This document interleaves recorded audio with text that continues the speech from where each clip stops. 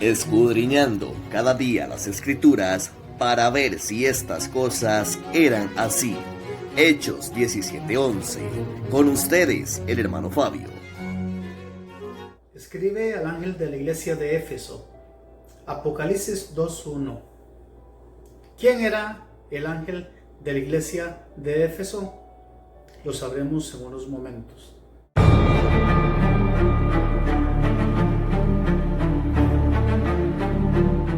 En el primer siglo no existían pastores como jerarquías de una congregación, una iglesia, como si los existe de hoy en día.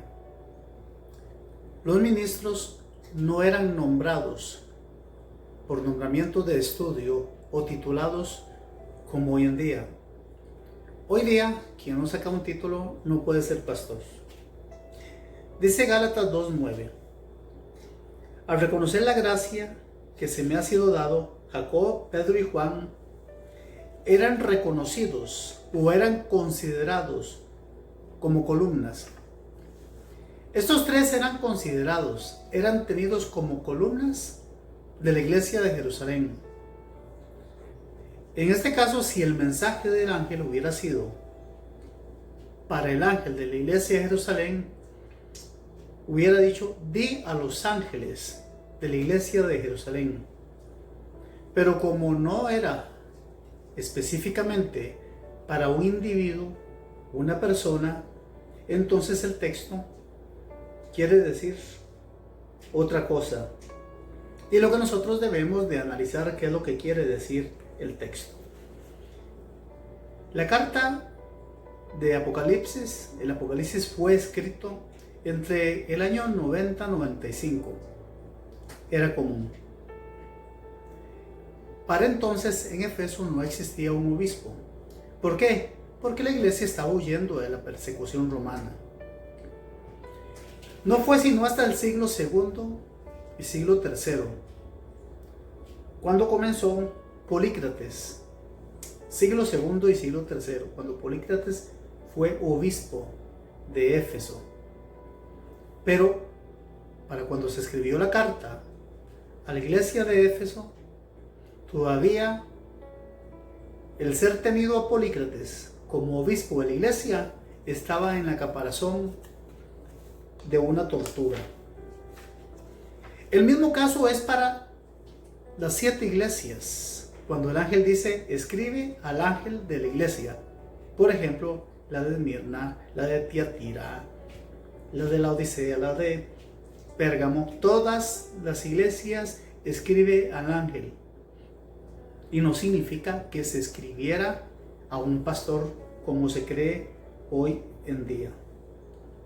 Además, las comunidades del primer siglo no tenían templo para reunirse. Tenemos que recordar, según la historia, que el templo de Jerusalén fue destruido por Tito Vespasiano por la revuelta judía desde el año 65 hasta el año 73 de la era común. Entonces, los cristianos o los judíos se reunían en sinagogas o se reunían en las casas, no importaba qué cantidad. Generalmente la congregación podía ser de 2 en adelante, 2, 3, 4 o 5. No existía eso de que una congregación tenía que tener más de 200 miembros para que fuera congregación.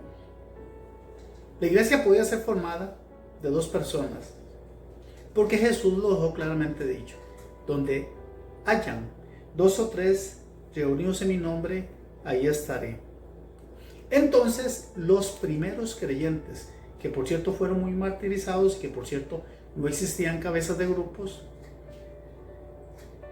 se reunían en casas, no en templos como hoy en día. Los templos ya habían pasado. Las sinagogas servían de, las casas se servían de sinagogas para ellos. Romanos 16:15 dice: saludar también a la iglesia que está en su casa. O sea, queda claramente que en las casas existían iglesias. Hoy no podría ser posible. Una iglesia que estuviera en una casa sería visto como herejía. En el tiempo antiguo era totalmente lo contrario, porque las comunidades se reunían en las casas.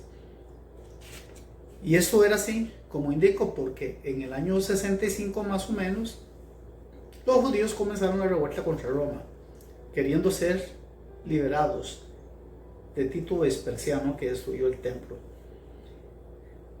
Entonces, cuando el texto indica, escribe al ángel de la iglesia, no era propiamente al pastor como indicó, se refería al accionar propiamente de la congregación, porque al Señor le importaba qué tipo de accionar tenía la congregación, tenía la agrupación, tenía la comunidad frente a sus vecindarios.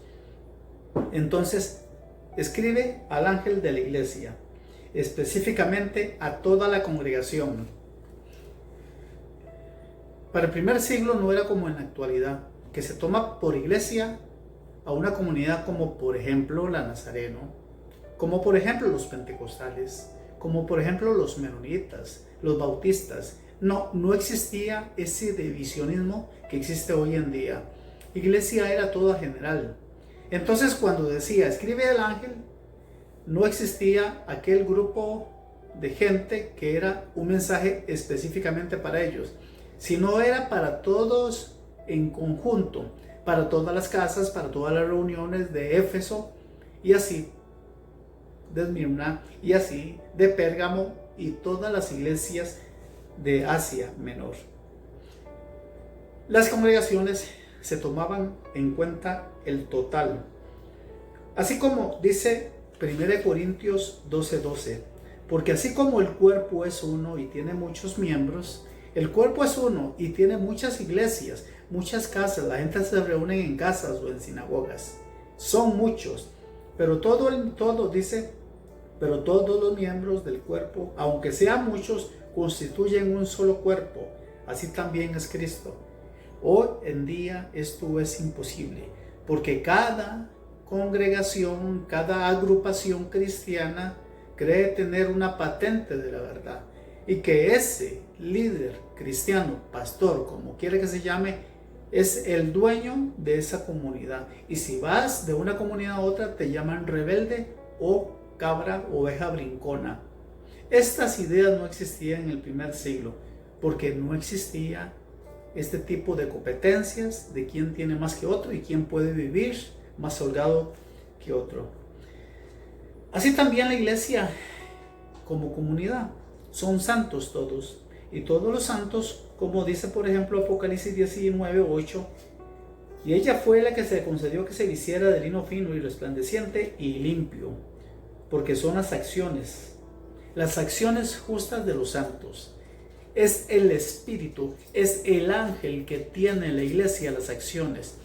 Escribe al ángel de la iglesia, escribe al accionar de la iglesia, si están caminando mal o si están haciendo las cosas bien, porque a Dios lo que le interesa es el buen accionar del ángel de la iglesia. El ángel es el accionar justo o el accionar injusto. No significa el pastor de una comunidad. Espero que haya quedado bien explícito el tema. Fabio Argueda les saluda, les esperamos en la siguiente edición. Esto fue Escudriñando la Biblia con el hermano Fabio. Les esperamos en la siguiente edición.